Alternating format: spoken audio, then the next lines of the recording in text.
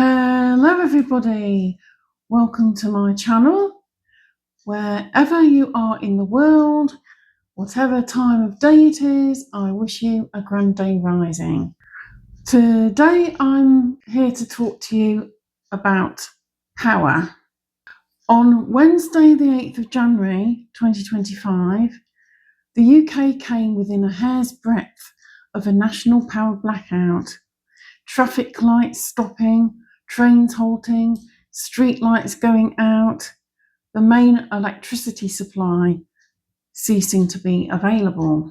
It's been suggested that the national grid came closer than the regulator has admitted to, due to the drive to achieve net zero goals by 2030. The last time this happened was in 2019. It was August afternoon, evening time, when of course there was more daylight hours and it was warmer temperatures than we enjoy during the winter months. There was a lightning strike that took out two big power stations and we had widespread blackouts that covered about 40% of the country, mostly the east side. But fortunately, this happened in the summer, so it didn't have as critical an impact as it would during the autumn and winter months, when it could lead to fatalities. Even trains were unable to start remotely, so the main impact for the public was transport disruption. People with laptops had to travel around the country restarting stranded trains so that they could continue on their journeys. It was several hours before full power was restored in all areas of the country. This was merely the time it took to get everyone back up and running, not like trees falling or anything like that. This incident happened on an afternoon and evening in mid-August, so as I've said, there was no issue with darkness or cold, so it was mostly just an inconvenience for most rather than dangerous. Hospitals have backup generation, but the problem is, if you have that sort of event in the winter, when it's dark and cold, it becomes far more dangerous, and especially when people don't expect it. If they have advance warning that something's going to happen, then they're going to prepare for that, have candles, torches, warm blankets. And of course, if you're elderly as well, something like that happening in the dark could be very serious indeed and could easily lead to not just accidents, but deaths from falling, for example, even falling down the stairs. One of you sent me a link to a YouTube podcast with Catherine Porter, who is an independent energy consultant. This was almost serendipitous, as I'd already started researching the subject of power in order to start a discussion on my channel following the incident on the 8th of January. I will put a link to the podcast in the description attached to this video. However, I will attempt to unpack the subject in layman's terms in order to make it easier for everyone to comprehend, because it is such a complex subject. There's quite a lot of science involved. So how is our energy supplied? It's very difficult to store electricity on such a large scale, a scale that will cover the whole country, that is, and almost none of it is stored. We have to generate the electricity we need when we need it, for example, in real time, as it happens, that is. This is very important because electrical equipment starts playing up when the balance isn't maintained all the time. There are all sorts of protection systems built into the grid at power stations, substations, power lines, and so forth. They will also disconnect themselves if the balance isn't properly maintained. So it is essential that it is always met in real time as it happens. So there's two things we have in this. There's generation and demand. Historically, generation came from a relatively small number of big power stations: coal, gas, oil, nuclear. The demand was reasonably predictable and was primarily driven by the weather. So when it was cold, demand went up, and when it was warmer, demand went down. The National Energy System Operator, known as NESO, is responsible for deciding on how much energy is necessary to meet demand on the basis that the market balances itself, i.e. market forces. So through price signals, people will choose whether or not to run their power station because they can make money, and normally you make money when there is enough demand that you will need it. This works quite well, but the grid itself is complicated. The national grid runs something called the transition system, which is a high voltage grid and is the electricity equivalent of motorways and big A roads. Of most importance is the way in which you funnel electricity, move it around, in other words, around the country in bulk and according to demand. However, just like traffic jams, there are constraints in the electricity grid. And so just because you might have a lot of generation in one part of the country, you might not be able to move that electricity to where the demand is, or you might have an uneven distribution of demand, such as lots of demand in the southeast, but less in Scotland. So the National Grid and NESO are responsible for managing that in real time. So it's they who decide what's necessary and from which source. And this is done through something known as the balancing mechanism. People, generators and suppliers will say these are the prices which we are willing to increase generation, reduce it, and the same with demand. And that's how these decisions are made based on that pricing model. So I'm going to share something with you now that a friend shared on his Facebook page. It says, "Why is there such a vast difference in average energy costs?" France pays €650, Belgium the same, Spain 620, Holland 546 euros, Norway 543, Finland 476, Poland only 174 euros, but on average the UK householder pays 2,960 euros. And I'll put on the screen what that is in today's exchange rates.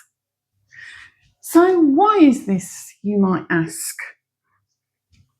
Well, this is an article from the 31st of January 2023.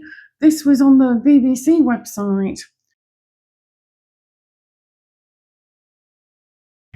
In the article, Richard Tice of the Reform UK Party was calling for an end to foreign ownership of critical national infrastructure. Under the proposal, companies supplying and distributing energy and water would continue to be run by private firms, but 50% would be owned by the government and 50% by British pension funds. The article says that estimates vary as to how much of the UK's utilities industry has been taken over by overseas investment firms since privatisation. Reform UK says its research shows that 87% of energy and water companies in England and Wales are owned by overseas firms or governments. And it suggested that 70% of the English water industry is in foreign ownership, according to The Guardian newspaper.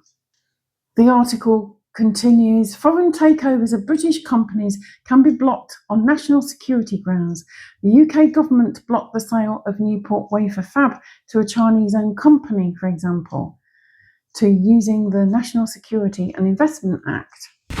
It says, Labour have unveiled plans to launch a taxpayer-owned energy company modelled on France's EDF. Great British Energy would be set up with public money, but would be independently operated, and any profits would be reinvested, according to Labour. The Green Party have proposed permanently nationalising the big 5 UK energy suppliers. They say this would cost £2.85 billion and would allow them to return the price cap to where it was last autumn, that's autumn 2022, and keep it at that level for a year. In the podcast, though, Catherine Porter says that we have no large oil power stations at all on the grid and have recently closed the last coal power station. We have opened a lot of wind generation onshore and offshore. We have some solar and have opened a lot more interconnectors. Interconnectors are, if you like, import-export cables. This allows us to import and also export energy from and to other countries. We have had one of these cables with France for many decades and have built another 2 with France. We also have them with Belgium, the Netherlands, Denmark and Norway. And this is what is partly responsible for this situation. We exchange electricity with these other countries, but what is making the system more complex is that wind and solar depend on the weather, because sometimes it's not windy all day, it's still, and it might not be sunny all day, and the highest period of demand every day is dinner time, and in the winter dinner time happens at night, so there's no solar at all during the peak in winter. However, there are micro-level effects where individual gusts of winds or clouds will make a difference to your output moment to moment. So maintaining that match between generation and demand all the time becomes harder and unsustainable. Demand also gets more complicated because people might have solar panels on their roof, and that might look like a negative demand to the grid. So the demand is masked by the fact that some people might have solar panels. People have electric cars, and electrification is going to make quite a big difference to demand. And the whole picture is a lot more complex and more vulnerable than it used to be 30 years ago, when we had more conventional forms of power supply. The move towards renewables, which people may be in favour of, rather than solely being reliant on fossil fuels, has a downside because it's variable. It means that the whole system is more vulnerable to potential pressure points or even blackouts. Another big way in which renewables are causing fragility to the system is there is current and voltage on the electricity system, which is an alternating current. It varies in a fairly regular wave shape, and this wave shape is literally generated by gas and nuclear turbines, all rotating at the same speed of 3,000 revolutions per minute, which means that the wave is varying at 50 cycles per second, which is how the voltage is created and enables your plug-in appliance, for example, your kettle or your toaster or your microwave, to work properly.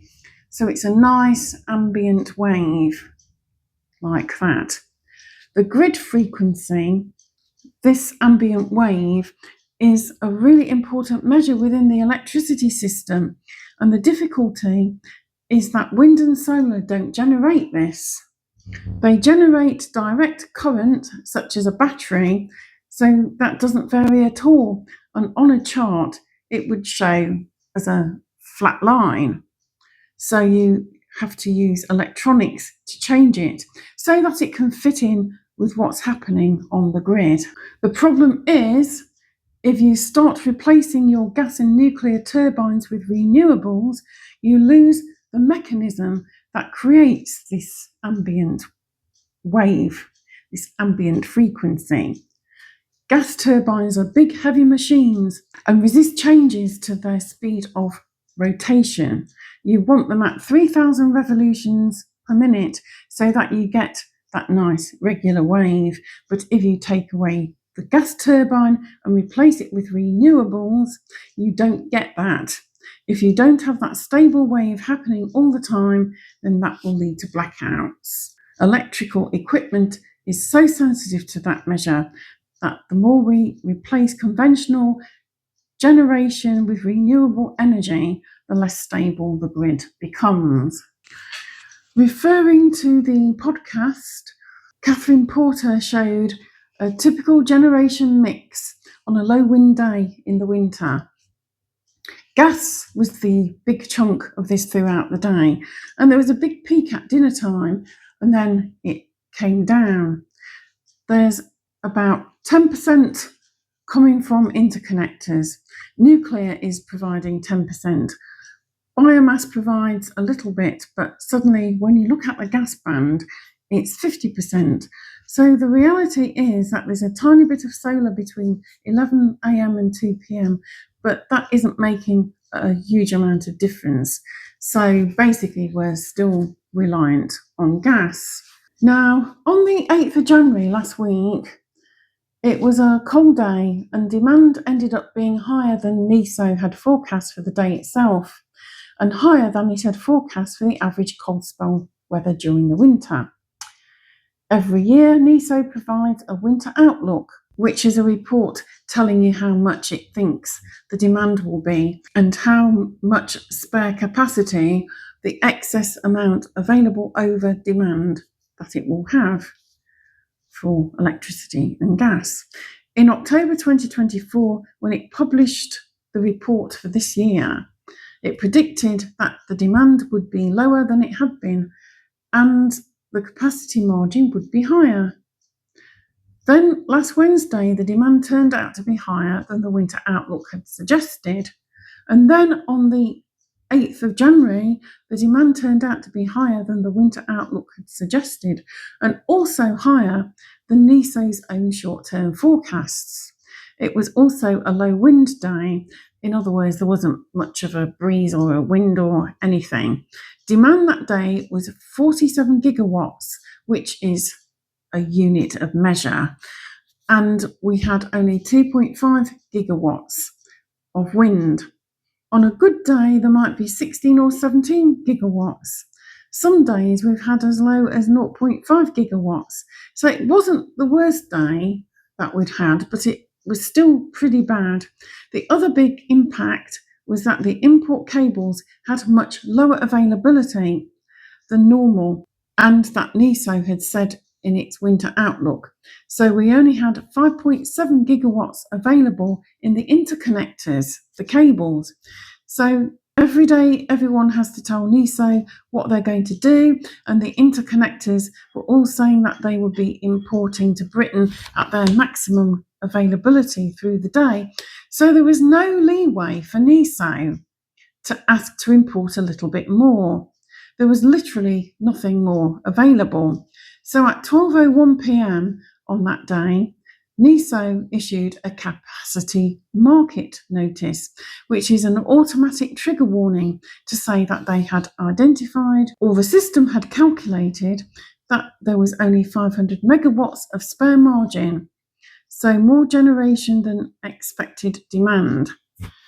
Because these notices are auto-generated and sometimes look at out-of-date data, they're not the most reliable measure, and especially as demand forecasts can be out of kilter by quite a significant amount. Catherine Porter says that she has some analysis suggesting that in the past 4 years, from the day ahead forecast, the error can be as high as 4.7 gigawatts. So almost double the amount of wind that was blowing last week on the Wednesday.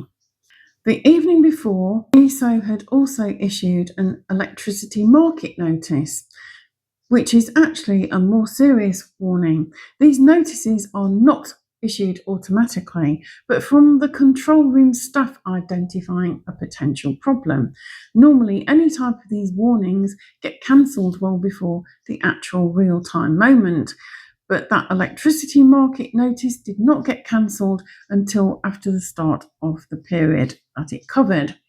This notice is set out in the grid code, which is part of the rulebook that drives the way the system works. So it alerts market participants to the fact that we are no longer in a business in its usual mode, but we are in a mode where we are expecting some problems, and we are alerting power stations that they need to run if they can, alerting low voltage grids and suppliers that there might be a need for demand control, which is when they actually start disconnecting load.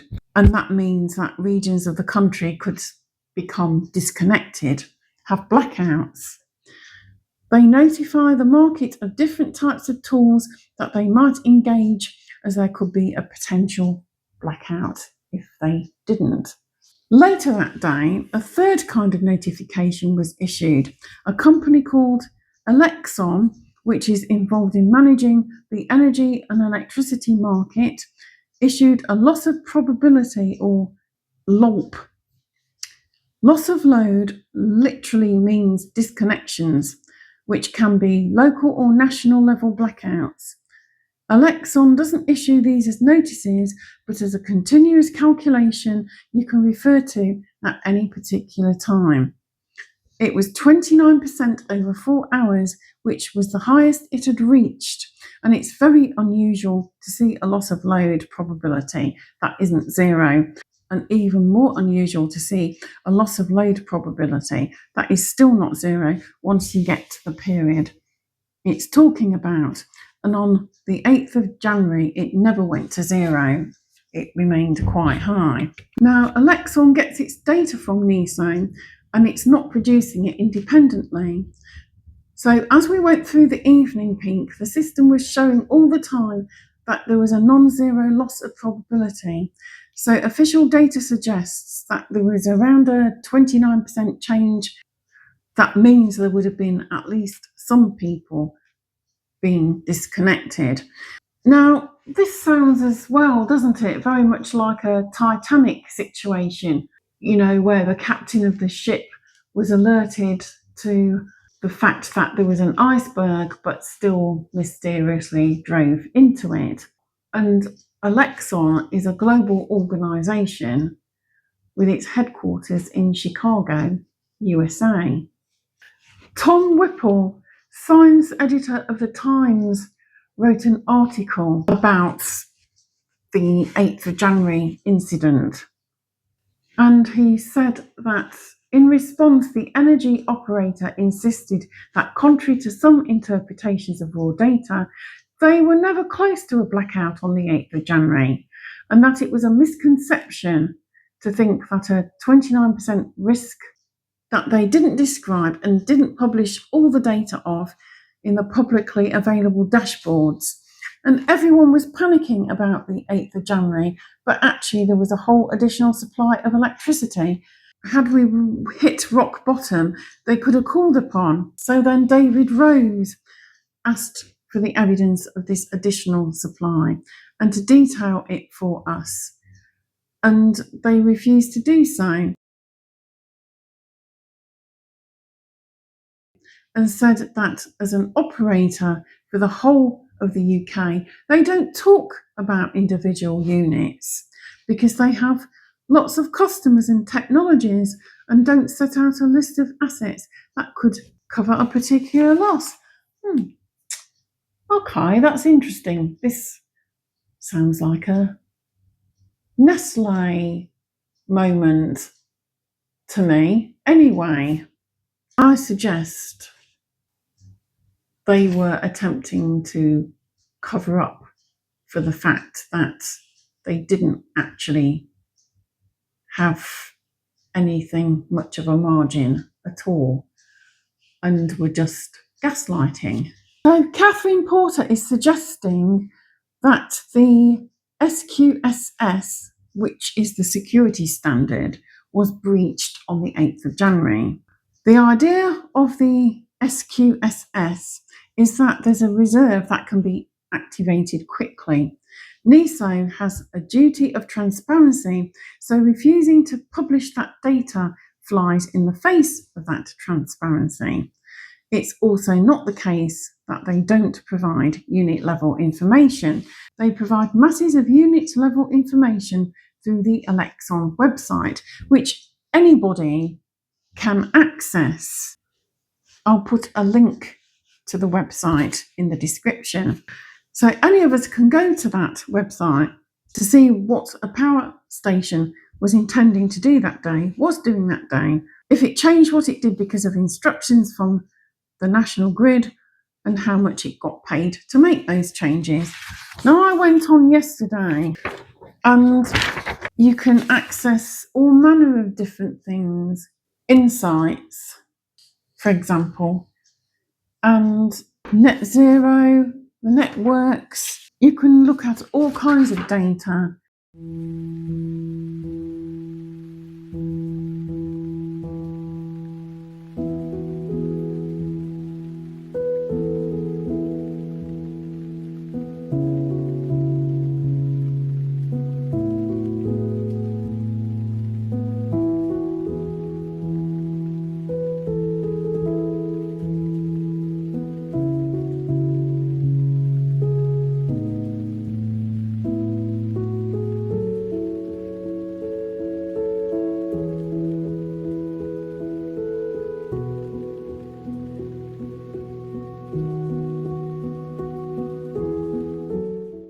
It's worth having a look at it anyway.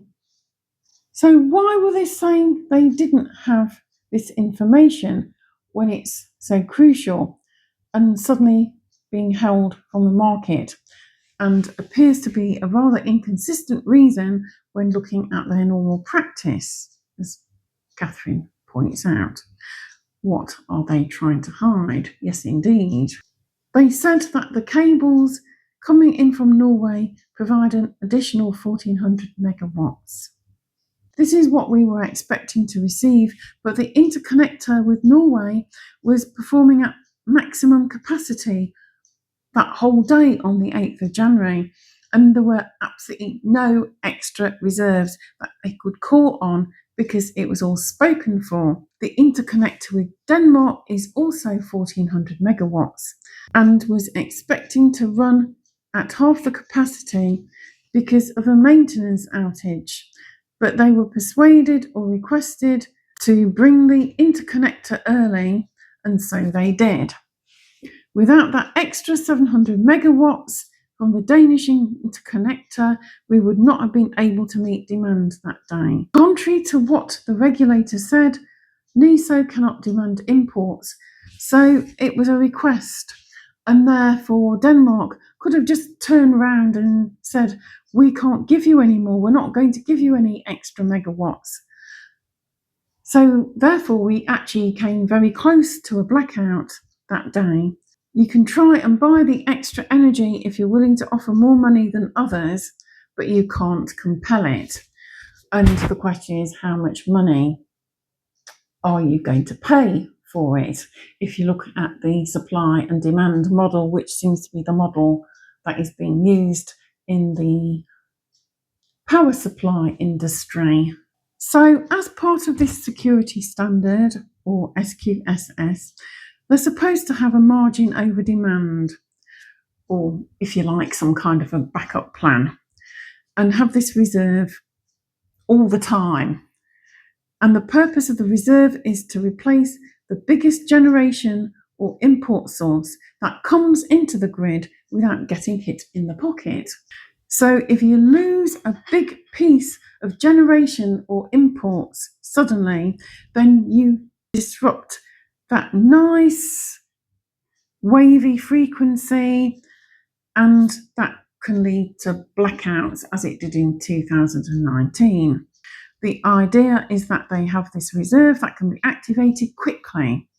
It should be very easy to identify which units, which power stations, or batteries can provide that, because they have to be instructed quickly. So you can't do it piecemeal. You can't take a little bit from here or a little bit there or a little bit from somewhere else. You can't have hundreds of components. It has to be a few big assets to be able to do what you need it to deliver.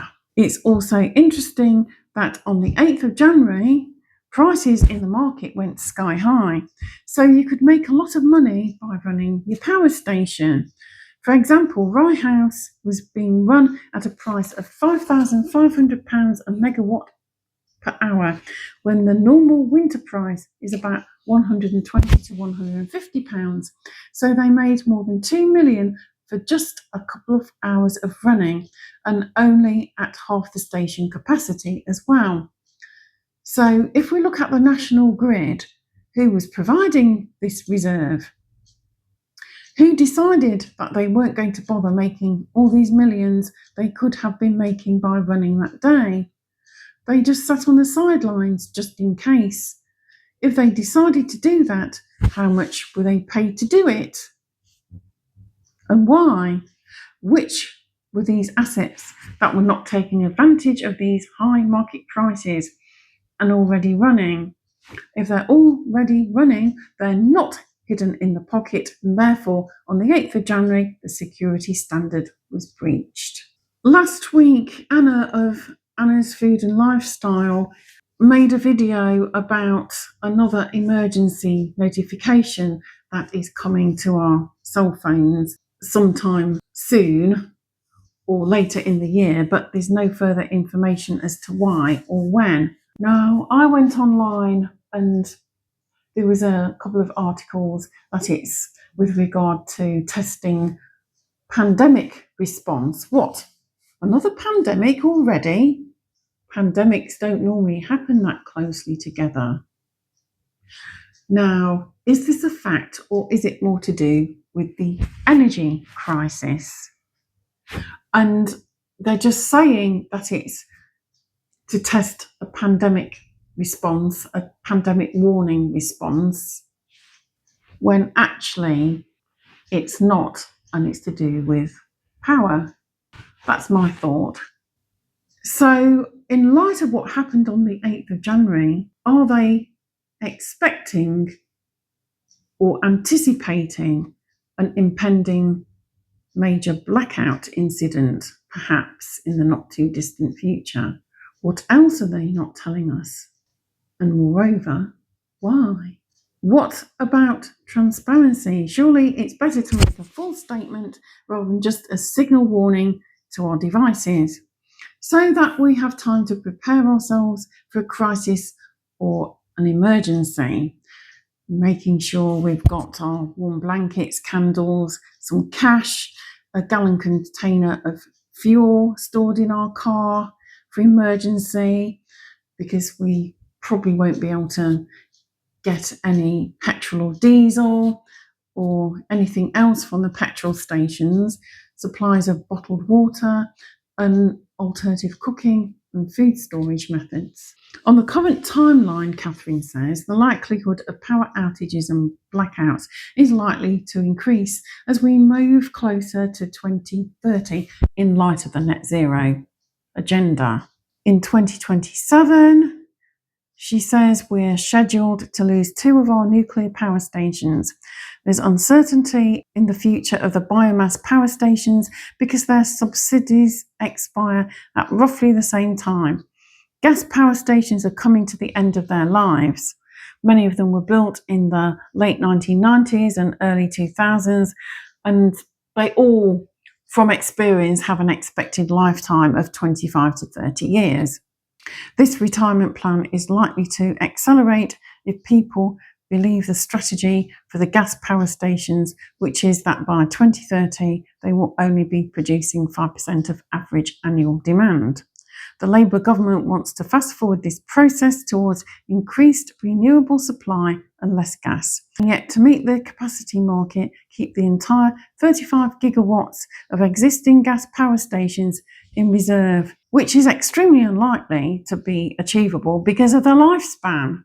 So how's that going to work out? Batteries we have at the moment run out in an average of 1.5 hours. We have low wind conditions that can last for days. So chemical batteries won't do this, and the amount we would need to build to back up. Someone once worked out that you'd need more land than we have in the UK for these batteries to fully back up wind. So it's completely unfeasible with the current technology we have available. Bills have been going up very consistently too for the last 15 years, though more so since the global incident and the war in Ukraine, and at a time where gas prices had not been going up and were stable because of the energy transition. So you subsidise your wind power stations and your solar, but then because you have a situation where it's not always windy, you then have to build at least the same amount of capacity of something else, whether gas or nuclear or import cables. And this is incredibly wasteful because, of course, you have to double up on everything. Then there's the additional infrastructure you need to build. So one of the problems with the current plan, which NESO has identified in their report on the Clean Power 2030 strategy, is that you'd have to build twice as much grid infrastructure, such as power lines and cables, in the next 5 years as we built in the previous 10 years. This is extremely unlikely due to the supply chains, as the planning process is very long-winded and you need a 3 to 4 year lead time for big transformers. Nobody is going to order a big transformer if they don't have planning permission because of the costs involved. So if the planning permission for your power line doesn't happen in the next year, you won't have the kit on site to build your power line by 2030. We have the highest industrial energy prices and industrial activity is declining as a result of it. So we're paying billions of pounds a year because we haven't built all of the grid infrastructure to allow the generation from the wind farms to reach consumers. And they have a subsidy that they only receive if they are generating. And if they stop generating, then they have to be compensated for that. And those two are billions of pounds a year, and this all goes straight to bills. The government says, oh, renewables are incredibly cheap, but where is the data to back it up? They just make statements with no substance. Renewables get a wholesale price for electricity, but unfortunately, the more renewables you have, the bigger the gap between the wholesale price and the retail price that businesses and households pay, we the consumers. Because effectively, a lot of the costs of renewables are not paid by the renewable generators, they're paid by consumers. Net zero is pie in the sky because none of it makes any sense at all. It's an idealism that is just neither logical nor currently workable. If we start having these mythical blackouts, then that might impact people, how they think about everything, not to mention the economic costs as well. And already these things are very unpopular with a lot of voters.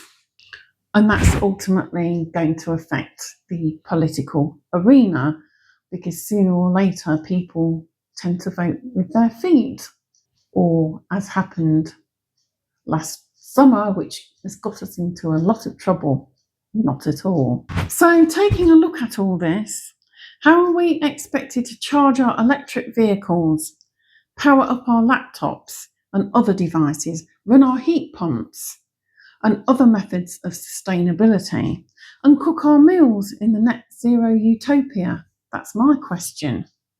Also, there is a huge carbon footprint caused by major toxic pollutions of rivers and land, particularly in China, where a lot of these components and renewables are manufactured by forced labour. And of course, the lithium fields, the lithium batteries, are mainly produced by child labour, which has horrendous effects on the poor souls forced to make them. China dominates rare earth production, as it's known, because it's the only country willing to do these extremely polluting processes. They go to the rivers and the land. So how is that going to save the planet? How is that environmentally friendly?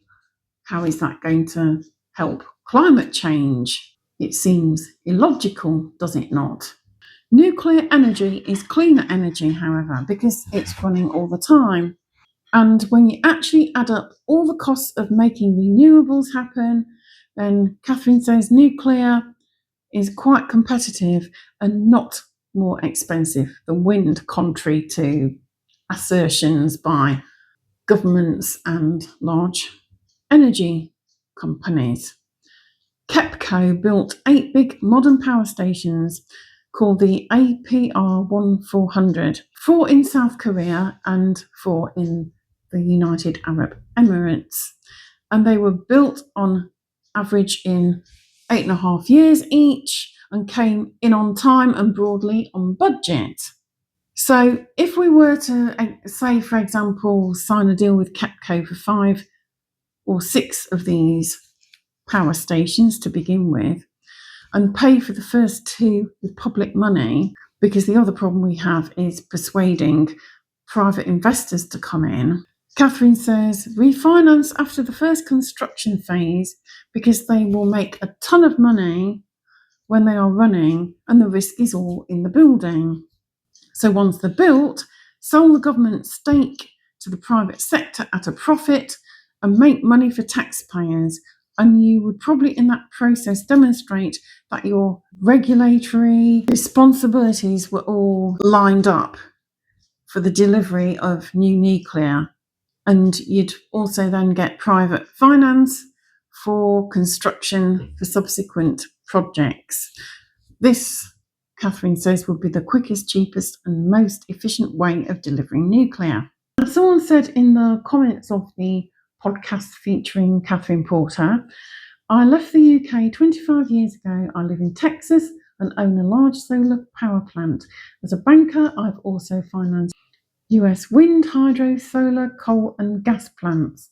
I used to develop and finance gas, coal and wind power plants in the UK in the 1990s. My boss was a main board director at National Grid and one of my colleagues helped design the UK electricity market. I have also forecast gas and electricity prices in the UK. I used to know the UK market inside out. I have told people for years that closing the base load plants was idiotic and that net zero represented national suicide. I have also developed coal plants in India and China. Nobody in the power industry globally understands what Britain is trying to do. The political media class has been brainwashed and Miliband and Boris are idiots. They don't understand how any of this works. And I'm sure a lot of spectators and real scientists feel the same way. And probably Joe Public does too. Those of us who are critically thinking and perhaps interested in science and how everything works. Anyway, I'm going to end this very shortly, but now my question to you is, what can we do in the event of a blackout? What have you got in place? You could, for example, I think, have a butane gas cylinder and camping stove. That's what Dan and I have. We also have blankets. I'm a candlestick maker, so we have those. We have bottled water. We also have a fully functioning rainwater butt. You can get off-grid batteries, a battery backup system with smart battery management and Bluetooth, which is good for van lifers. There's things like portable or standby generators like Jackery or Bluetti, which are ideal for van lifers. So you can plug appliances in and charge it up. maybe put it into your car, into the plug-in thing, whatever it's called, the jack, is it? Sometimes they can work on solar. You can buy solar panels, but they are an additional £600. So if you're paying between £600 and £700 for, say, a Jackery or a Bluetti, then that adds significantly to your cost. But you can buy a petrol or a diesel generator, and we've bought one of these generators. It's very heavy, but it's suitable for running the domestic appliances off. We would need to situate it at the back of the property with an extension cable for safety, but it is there for if and when we need it. Of course, you could have solar panels or other solar powered items as well, such as task lighting. These days there's a really wide range of task lights and other equipment that can be solar powered. Anyway, let me know your thoughts. I hope you found this video useful, and I look forward to seeing you again soon for the next one. Bye for now.